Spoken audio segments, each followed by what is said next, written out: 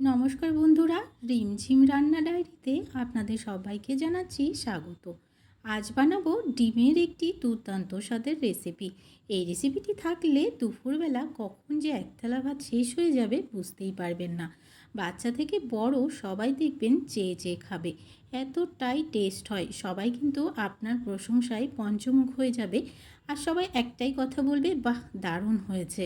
তাহলে দেরি না করে চলুন দেখে নিই। আজকে এই রেসিপিটি তৈরি করার জন্য প্রথমে এদিকে একটি ফ্রাইং প্যানে সরিষার তেল গরম করে নিয়েছি বেশ খানিকটা। এই তেলে দিয়ে দিচ্ছি আমি পেঁয়াজটাও কিন্তু একটু বেশি দিতে হবে। তো আমি এখানে 3টি বড় সাইজের পেঁয়াজ নিয়েছি। দিয়ে দিচ্ছি কয়েক কোয়া রসুন, কয়েক টুকরো আদা, কয়েকটা কাঁচা লঙ্কা দিয়ে দিচ্ছি। ঝালটা আপনাদের প্রয়োজন মতো দেবেন। এখানে দিয়ে দিচ্ছি 2টো টমেটো, আর দিয়ে দিচ্ছি এখানে 25 গ্রাম মতো কিশমিশ, আর দিয়ে দিচ্ছি এখানে 2 চামচ মতো সাদা তেল, আর এখানে দিয়ে দিচ্ছি 10 থেকে 12টা কাজু বাদাম, আর 2টো আমি এখানে দারচিনিকে ভেঙে দিয়ে দিলাম। এবারে এই সমস্ত কিছুকে কিছুক্ষণ ভেজে নিতে হবে, তবে খুব বেশি কিন্তু ভাজার প্রয়োজন নেই, শুধুমাত্র একটু সফট হয়ে যাওয়া পর্যন্তই ভাজতে হবে। এই রেসিপিটি একবার হলেও এইভাবে বানিয়ে দেখবেন বন্ধুরা, ভীষণ সুস্বাদু হয় খেতে। আর নতুন এই রেসিপি যখনই কাউকে দেবেন সে কিন্তু ভীষণ প্রশংসা করবে আপনার। তো বন্ধুরা, কথা বলতে বলতে অনেকটাই কিন্তু ভাজা হয়ে গেছে আর একদমই সফট হয়ে গেছে। এই পর্যায়ে এখানে কিছুটা জল দিয়ে দিতে হবে। তো আমি এখানে 2 কাপ পরিমাণ জল দিয়ে দিচ্ছি। জলটা দিয়ে আবারও খুব ভালো করে একটু মিশিয়ে নিচ্ছি। আর এখানে বেশিক্ষণ আর ফোটানোর প্রয়োজন নেই, 2 থেকে 3 মিনিট একটু ফুটিয়ে নিলেই হবে। খুব ভালো করে জলের সাথে মিশিয়ে নিলাম।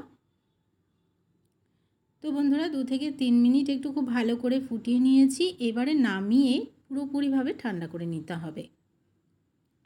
নামিয়ে ঠান্ডা করে নিলাম, আর এদিকে একটি মিক্সি জার নিয়ে নিয়েছি। এই মিক্সি জারে সমস্ত জিনিস নিয়ে নিতে হবে আর একটা স্মুথ করে পেস্ট তৈরি করে নিতে হবে।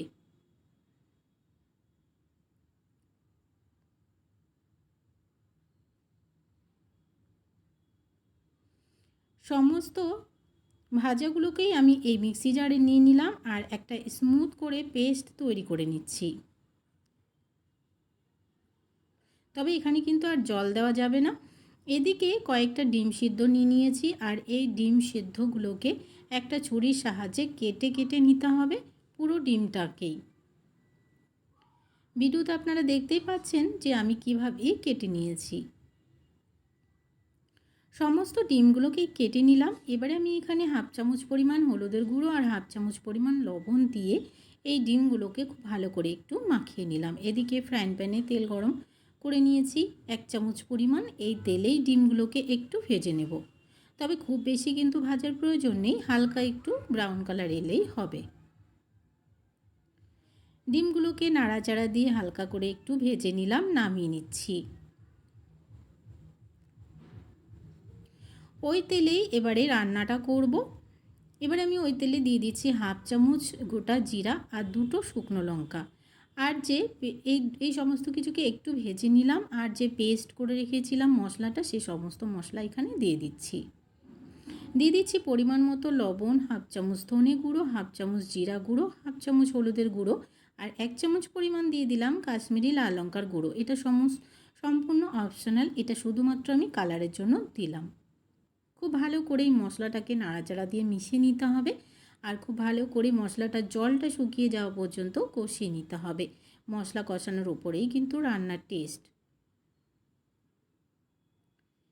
খুব ভালো করে কিছুক্ষণ মশলাটাকে কষিয়ে নিলাম ঢাকা দিয়ে দিয়ে। তো বন্ধুরা, মশলার কিন্তু খুব ভালোভাবে কষে গেছে, খুব সুন্দর একটা গন্ধ আসছে আর মশলার জলটা কিন্তু খুব ভালোভাবে দেখুন শুকিয়ে গেছে। এই পর্যায়ে এখানে আমি দিয়ে দিচ্ছি উষ্ণ গরম জল। এখানে খুব বেশি একটা আমি ঝোল করব না, একটু গ্রেভি রাখতে হবে। এই মশলাটাই কিন্তু দারুণ টেস্ট হয়, তার জন্য এখানে গ্রেভি রাখলেই ভালো লাগবে। অল্প পরিমাণে জল দিয়ে দিলাম। এবারে একটু ফুটে উঠলেই এখানে ডিম দিয়ে দেবো 1/2 চামচ পরিমাণ লবণ, চিনি দিলাম, আর 1/2 চামচ পরিমাণ দিয়ে দিলাম গরম মশলার গুঁড়ো। দিয়ে খুব ভালো করে নাড়াচাড়া দিয়ে একটু ঢাকা দিয়ে রাখলেই কিন্তু রান্নাটা একদম রেডি হয়ে যাবে। তো বন্ধুরা, আজকে রান্নাটি ভালো লাগলে একটি লাইক শেয়ার করে দিতে ভুলবেন না। নতুন বন্ধু চ্যানেলে নতুন এসে থাকলে চ্যানেলটিকে সাবস্ক্রাইব করে পাশে থাকার অনুরোধ রইল। আজকের রেসিপিটি কেমন লাগলো অবশ্যই কমেন্টস বক্সে জানাতে ভুলবেন না। আজকের মতন তাহলে আসি বন্ধুরা, দেখা হচ্ছে পরবর্তী রেসিপিতে। ততক্ষণ পর্যন্ত সবাই ভালো থাকবেন।